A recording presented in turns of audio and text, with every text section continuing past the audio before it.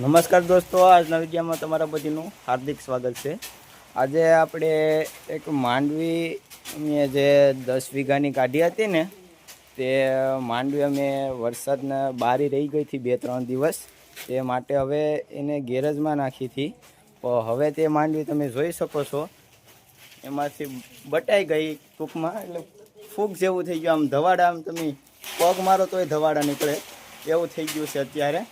તો હવે આ માંડવી હવે બટાઈ હાવ ગઈ, એટલા માટે હવે આપણે એમાં કઈ રીતના આ જો તમે જોઈ શકો છો, ધવાડા આમ નીકળે ને, જો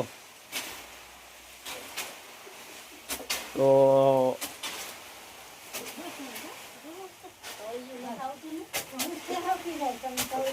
આ 10 વીઘાની માંડવી છે, 2 ગાડા માંડવી છે ડબલ વેલની। આમ 10 વીઘાની માંડવી કાઢી હોય તો કેટલું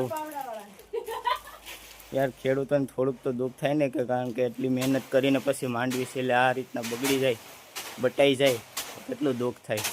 તો સરકારશ્રીને મારે ખાલી એટલી જ વિનંતી છે કે બધાય ખેડૂતોને સહાય આપે અને વળતું પૂરતું જેટલું તમારાથી બને એટલું સહાય કરે, કારણ કે અત્યારે એટલી એવી પોઝિશન છે ને કે ખેડૂત પોતે અત્યારે આમ કહેવાય ને કે પોતાનું નુકસાન જોઈને અત્યારે ઘરમાંથી બહાર નથી નીકળતો। ધન્યવાદ।